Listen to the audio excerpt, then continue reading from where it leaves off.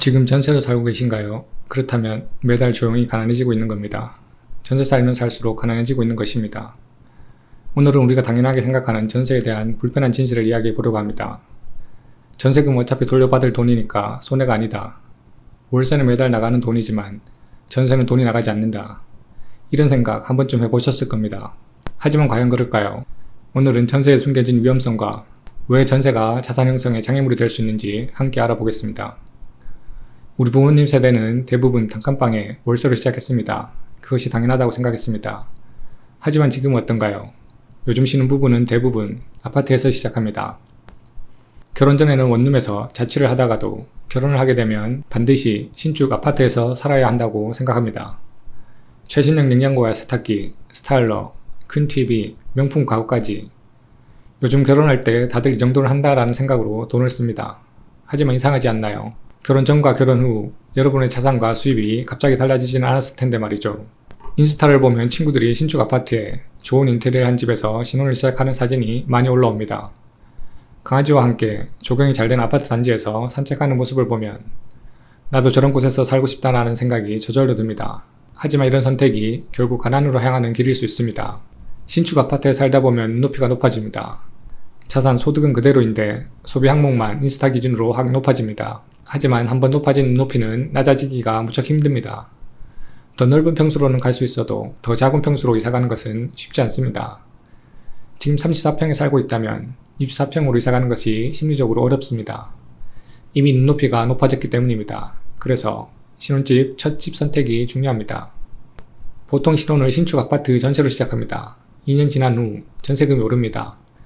어찌해서 전세금을 한번 올려줄 수는 있습니다. 하지만 다시 2년이 지나고 또 전세금이 오릅니다. 이번에는 오른 전세금으로 인해 같은 아파트에서 살 수 없게 됩니다. 하지만 여전히 신축 아파트에 살고 싶기 때문에 전세가 좀 더 싼 외곽으로 나가게 됩니다. 이렇게 몇 년이 흐르면 또 전세금을 올려주지 못해 더 외곽으로 밀려나게 됩니다. 2년마다 전세금을 올려주기 바쁘죠. 아니 대부분은 불가능합니다. 전세금의 상승 속도가 연봉 상승 속도보다 훨씬 빠르기 때문입니다. 이런 악순환 속에서 전세금 올려주기와 외곽으로 밀려나기를 반복하다 보면 내 자산은 쌓이는 것이 거의 없습니다. 이제 전세의 구조를 좀 더 자세히 살펴보겠습니다. 매매가 5억, 전세가 3억인 집이 있습니다. 많은 사람들은 세입자가 전세보증금 3억을 집주인에게 주면 집주인이 그 돈을 고스란히 은행에 예금했다가 만기가 되면 돌려준다고 생각합니다. 하지만 실제로는 어떤 일이 일어날까요? 세입자는 전세금 3억을 집주인에게 줍니다. 집주인은 그 전세금 3억에 자기 돈 2억을 보태 5억에 그 집을 삽니다. 이른바 갭투자라고 하죠. 여기서 누가 더 부자일까요? 누가 더 많은 돈을 투자했을까요?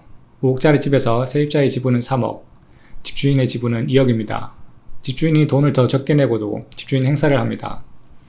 반면에 세입자는 집주인보다 더 많은 돈을 내고도 벽에 못 하나 박는 것도 허락을 구해야 합니다.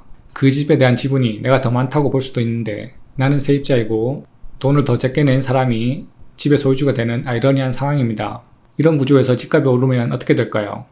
그 오른 집값은 100% 집주인에게 돌아갑니다. 세입자는 자신이 더 많은 돈을 들였지만 세입자에게 돌아가는 시세 차익은 1원도 없습니다.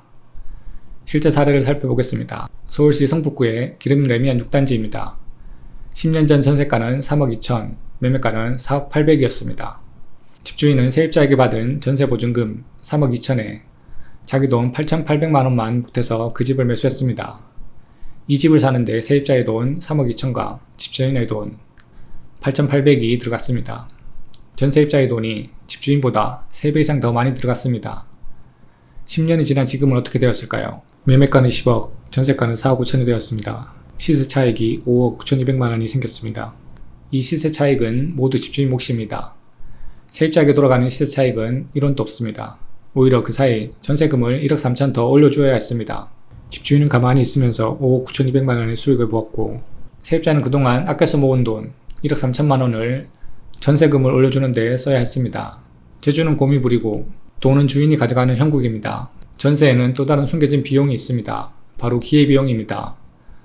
전세보증금은 큰 목돈이지만 임차인 입장에서는 이 돈을 집주인에게 무이자로 빌려주는 것과 같습니다. 만약 이 돈을 예금에 넣어두거나 투자했다면 얻을 수 있었던 이자나 투자 수익을 포기한 셈이죠.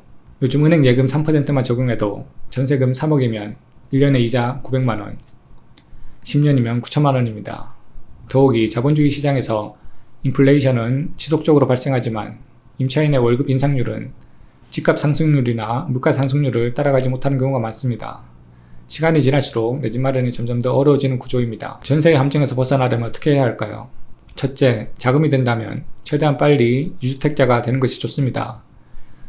유주택자가 되면 부동산을 바라보는 시각 자체가 바뀝니다.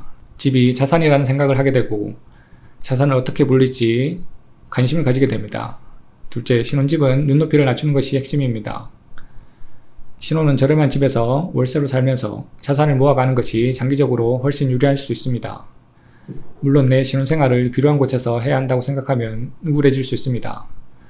하지만 신축 아파트에서 전세로 시작한 사람과 구축 빌라나 원룸에서 싼 월세로 시작하는 사람의 차이는 시간이 갈수록 커집니다. 신축 전세로 시작한 사람은 점점 가난해지고 구축 월세로 시작하면서 아파트를 매수해 놓은 사람은 점점 부자가 됩니다. 결론적으로 전세로 오래 거주하면 내 집 마련의 기회를 놓치고 자산 증식의 기회도 잃게 됩니다. 전세는 착한 제도이지만 자산 형성에 장애물이 될 수 있습니다. 신혼집이 단순히 예쁜 공간이 아니라 자산 형성과 미래 전략이 반영된 선택이어야 합니다. 남의 시선보다는 나의 미래를, 지금의 편안함보다는 장기적인 자산 형성을 고려하는 현명한 선택이 필요합니다. 댓글로 여러분의 고민도 남겨주시면 다음 영상에서 사례 분석도 해보겠습니다. 오늘 영상이 도움이 되셨다면 좋아요, 구독 부탁드립니다. 감사합니다.